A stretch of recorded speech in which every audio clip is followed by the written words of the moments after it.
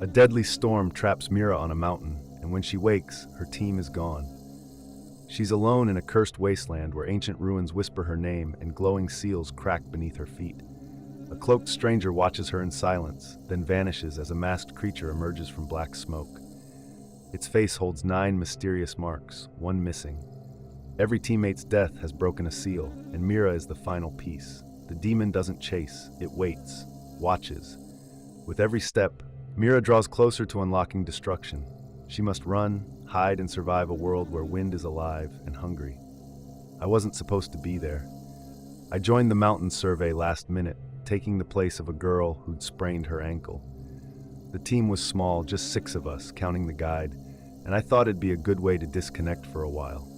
I liked the quiet, the kind that settled in when you're miles above cell towers and road noise. The climb was smooth until late afternoon when the clouds rolled in. I've seen storms before, but this was different. The wind was heavy, not just strong, heavy, like it had weight. We rushed to set up camp, but everything got swallowed by that thick, churning sky. I don't remember falling asleep. I just remember the thunder. When I opened my eyes, the tent was gone, the others too. I was lying in a shallow crater surrounded by black sand, my ears ringing. The air smelled metallic. Above me, strange symbols were etched into a monolith that hadn't been there before. A voice brushed past me like breath. One word, Mira, my name.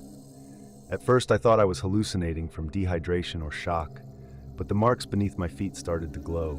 I stumbled away, every step pulling a sharp memory of the others. Daniel shouting my name, Lyra crying, Mateo reaching out. Their faces flickered behind my eyes like someone had stuffed their last moments into my brain. Then came the wind. Not just howling, it was screaming. That night I found shelter in what looked like a ruined temple. Stone pillars, mostly collapsed, bones of an old civilization. A man sat inside, cloaked in deep green. His face was hidden behind a mask cracked down the middle, his fingers resting on a blade carved from obsidian. He didn't speak, just stared with eyes that pulsed a faint, unnatural gold. I asked if he'd seen my team. He shook his head slowly, like he knew more than he'd admit. Before I could ask again, the ground trembled. Outside, black smoke spiraled into the sky like it had a life of its own. From within it emerged something massive. Its skin hung loose like cloth, but its movements were precise, calculated. I couldn't see its face, just the white curve of a mask, blank except for 9 small symbols carved around the edge. One of them was missing. I turned to the masked man, but he was gone. The creature didn't chase me. It only looked. And as it did, the wind around me stopped, like the entire world was holding its breath. That's when I knew. Each of us had been carrying something unknowingly, a fragment of the seal. And now, with every death, another mark disappeared from that mask. I was the last. They call it the Wind Demon. I don't know who they are, voices I've heard in dreams maybe. All I know is that I'm not just the final key. I'm the one who opened the last lock, and it's following me now. Not with footsteps or sounds, just wind. Cold, whispering wind. I spent the next day walking in circles. The black sand never ended. No birds, no wind, no sun, just the strange hum of whatever power still lived in the monoliths. I tried yelling once. My voice echoed in a way that felt too deliberate, like it bounced back not from stone, but from something listening. At dusk, I saw movement. 2 figures. I ran toward them, half in relief, half in panic. It was Ray and Elias, 2 other climbers from the original team. I thought they were dead. Their clothes were torn, eyes distant, skin covered in fine gray dust like they'd been standing still for days. They didn't speak right away. Elias looked at me, then at the sky, then whispered, "You triggered it too." Ray didn't meet my eyes. She pointed to the horizon where strange clouds spiraled downward into a narrow canyon. "That's where the 8th seal cracked," she said. "It's collapsing faster now." We moved together through the canyon. At the center was a platform, carved with the same symbols I saw the night before. Someone stood there already, a woman in white robes, eyes closed, humming softly to herself. I called out, but she didn't turn. When Elias stepped forward, she vanished like smoke. We kept going. Night fell instantly, without a sunset. One moment daylight, the next, stars overhead. A sharp drop in temperature made my breath visible. Then we heard the bells. Not musical, just distant clinks, metal scraping in a slow rhythm. Ray froze. "That's the Seeker," she whispered. It comes for the one who remains. We hid behind a ridge of jagged stone, listening. The bells got louder, then stopped. A voice, not loud but clear, cut through the dark. "Mira, step forward." Ray grabbed my wrist. "Don't answer it." But my legs moved, not fast, not against my will, but like part of me wanted to be seen. At the base of the ridge, the seeker stood still, a towering form draped in faded robes, face covered by a broken animal skull. Its limbs were too long, bending wrong, but the eyes, if they were eyes, burned soft blue. It raised a single hand. I expected pain. Instead, silence. Not quiet. Silence. Everything dropped away. I couldn't hear my breath, Ray, Elias, just an ache behind my eyes. Then images, my memories, my parents' faces, a birthday candle, the sound of ocean waves, a girl I once loved. They flashed like cards shuffled too fast to see clearly. Then I saw the mask. 9 symbols, one left. The seeker reached toward me, but before it could touch, something struck the ridge. A gust of cold so strong it knocked the creature back. A shadow stepped between us, tall, wearing a long cloak that seemed woven from midnight. His eyes glowed faint silver, and his voice was low, firm. "You're not taking her." The seeker didn't speak. It just retreated, fading into the rock. Ray and Elias ran to me. The stranger helped me stand. "Name's Cale," he said. "I've been waiting for you." He led us deeper into the ruins. Strange writing lined the walls, glowing faintly as we passed. Cale explained the seals weren't just ancient magic. They were keys to memory, to emotion, to grief itself. "You've triggered 8, Mira. You've done what no one else could. But now the last seal doesn't need to break. It's inside you." I didn't understand. I still don't. But something inside me tightened. Like a locked door I'd carried my whole life was starting to shake. That night, I couldn't sleep. Ray and Elias stayed close. Cale stood watch, barely blinking. And in the wind, just under the sound of my thoughts, I heard it again. Mira. One name. One seal left. When I was younger, I used to dream about secret rooms, hidden doors behind closets, hallways that didn't exist during the day. I never thought I'd live inside one. That's what it felt like now. Cale led us through the ruins beneath the canyon. The air grew warmer the deeper we went. Elias kept glancing over his shoulder, his fingers twitching like he expected something to grab him. Ray walked ahead, silent, focused. We reached a chamber with 9 stone columns. One had collapsed. Another flickered like it was phasing between 2 worlds. Cale placed his hand on a carved seal in the center. "This is where it ends," he said, "or begins." He turned to me. "There's something I need to show you." He gestured toward a narrow path behind the chamber. I followed. The others stayed behind. We walked in silence until we reached a chamber with no ceiling. Stars poured in like cold rain. In the center was a pool of dark water. He asked me to look. I hesitated, then leaned forward. The reflection wasn't mine. It was her, the woman in white. Only this time, she was crying. Her eyes were silver, just like Cale's. She spoke inside my head. Her voice was broken, filled with something I couldn't name. She said my name, then whispered, "It wasn't supposed to be you." I looked back at Cale, but he didn't seem surprised. "That's my sister," he said. "She sealed herself here to delay the collapse, but now it's you. You're connected to the seal in ways she never was." I asked why me, why any of this. He didn't answer. He just pointed to my hands. Lines had formed along my skin, faint, glowing like ink under the surface. Ray burst into the room. "It's here," she gasped. "The seeker. Elias has moved too fast." Cale's face darkened. "We need to finish this." The pool began to shimmer, forming images from my life. I saw my mother's necklace, my college dorm, a beach I barely remembered, the world trying to remind me who I was. Cale placed something in my hand, a small stone, pulsing faintly. He told me to close my eyes and step into the water. "It'll take you where you need to go." I didn't want to leave Ray, but she nodded. I stepped in. Cold wrapped around me instantly. When I opened my eyes, I was standing in my childhood home. But it wasn't right. The pictures on the wall were blank. The clock spun backward. Shadows curled around corners, like they didn't belong to anything. I heard my own voice calling from upstairs. I followed it. Each step felt heavier than the last. At the end of the hallway stood the woman in white. She looked older now, tired. She said I could walk away, let the seal break, or I could take her place. Keep the storm locked.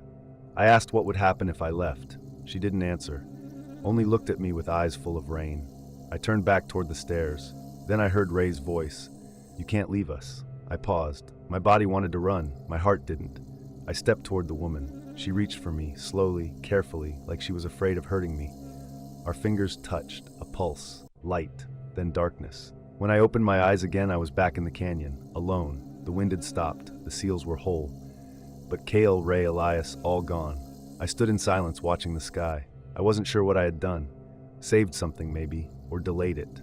I walked out of the canyon barefoot, the wind brushing against me softly, almost like a breath. At night, I still hear bells. They're faint, distant, but they're getting closer.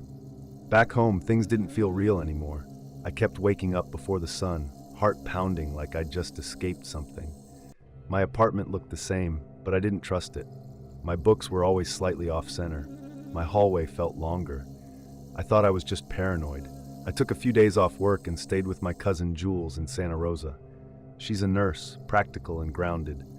She didn't believe in spirits, but when I told her I'd been having dreams with wind sounds and a woman crying, she got quiet.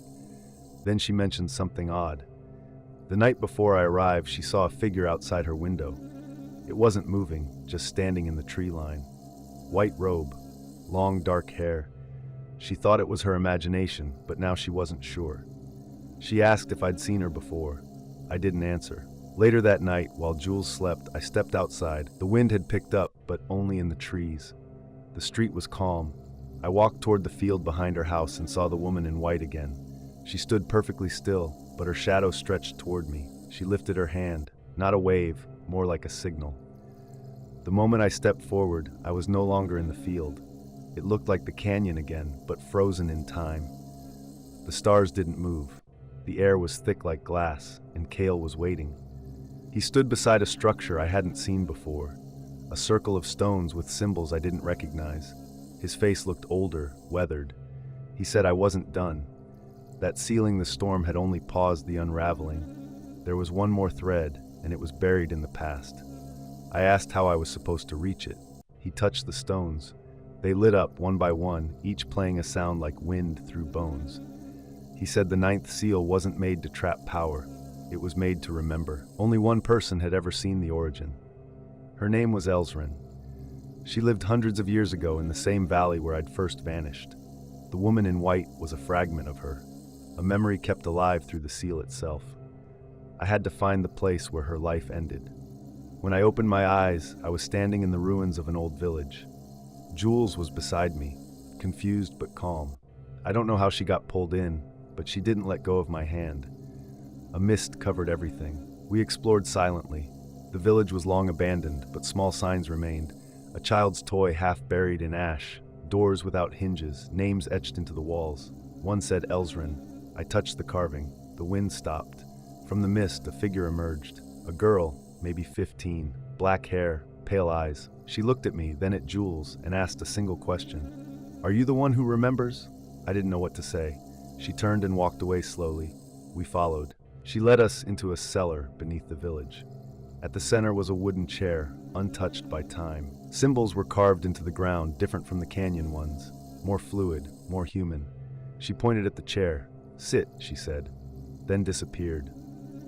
Jules whispered if I was sure. I nodded. I sat. Everything vanished.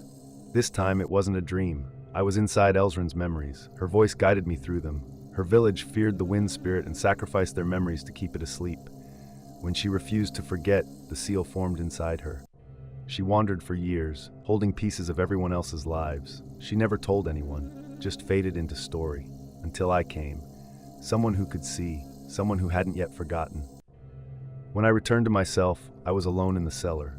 Jules was gone. The mist was gone. Only the chair remained. Outside, the wind was calm. The village felt still. I walked for miles until I found the edge of a road. No one picked me up. That was fine. I needed time. At night, I still dream of her. Sometimes she sits beside me. Sometimes she speaks. And sometimes I wake up to find my books aligned perfectly, as if someone has been reading while I sleep. I left the village behind without telling anyone. I didn't want to explain things I couldn't even understand. I just needed to keep moving.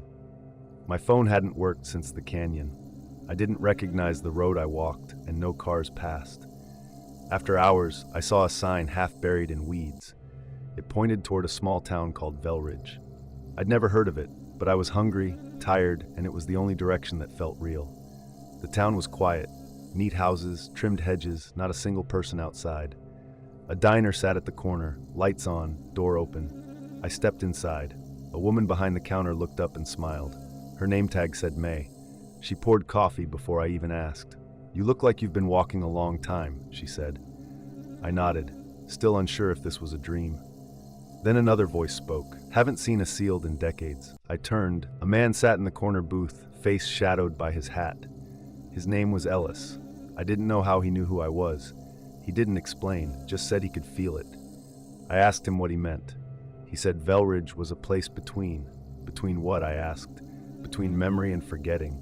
He told me I'd stepped through one of the old doors. Not the seal, but something older. Something that made the seals necessary in the first place. May nodded like she already knew. Ellis said others had come here before me. Some stayed, some vanished. None ever left the same. I asked him why me. He said I wasn't chosen. I was recognized. That scared me more than anything else. He handed me a folded map, paper, worn thin at the edges. It showed places I'd seen in dreams. The monolith, the ruins, a symbol near the base like an eye drawn by a child. He told me I had one final step. If I took it, there'd be no return. If I refused, I'd carry the wind forever. May poured me more coffee. Said I had kind eyes. That mattered, she said. People with kind eyes never disappear completely. I stayed in Velridge that night. Slept in a small room above the diner. The sheets were warm, the silence full of questions. I dreamed of Cale. He stood at the edge of a cliff, hands behind his back. The wind howled beneath him. He turned and said, "You're close, but you still don't remember who you were before all this." Then he was gone. I woke up at dawn and followed the map. It led me past the town into a thicket where the trees leaned away from the trail. The ground cracked under my feet, each step feeling heavier. At the end was a clearing. In the center, a mirror stood, unbroken, rooted in the earth like a monument. I looked in. At first I saw myself, but then it shifted. I saw Elsrin. I saw the woman in white. I saw my mother. I saw a version of me that had never gone hiking, never found the canyon, never unlocked a thing. My chest tightened. Behind me I heard a voice. Ray. She looked just as I remembered. She walked to the mirror and touched the glass. It rippled.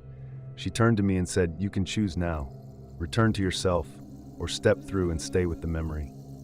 I hesitated. I thought of Jules, of Cale, of Ellis. I stepped forward. My fingers touched the surface. It was cold, but not unpleasant. I took a breath and walked through. On the other side, there was no sound, only light, soft, constant, endless. I felt weightless. I didn't disappear. But I didn't stay either. I became something in between. In Velridge, May still pours coffee. Ellis still sits in his booth. And sometimes travelers enter the town looking lost, looking tired, like I once did. When they ask where they are, May always answers the same way. You're just in between. Rest while you can. The wind never waits forever. I thought that was the end. I thought walking through the mirror meant closure. But things don't end clean in places like this. Days passed, or maybe it was hours, hard to tell. In Velridge, time moved like fog. I stayed upstairs above the diner, trying to feel normal. May checked in often. She always had warm tea ready. Her presence calmed me, even if her eyes sometimes lingered on my reflection too long.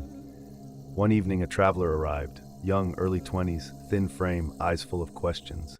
He introduced himself as Nolan, said he'd been drawn here in his sleep. He had dreamed of a gate in the woods, glowing faint blue. When he stepped through, he ended up near Velridge's edge. Ellis watched him quietly from the booth, said nothing. I offered to show Nolan the trail I'd followed.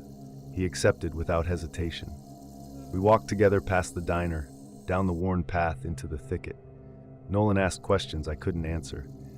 He wanted to know why the town was silent, why the air felt too still. I told him some truths and some things I didn't fully believe. At the clearing, the mirror was gone. In its place stood a tall stone arch. It pulsed with light, soft and rhythmic. Nolan stepped closer. Then his body stiffened.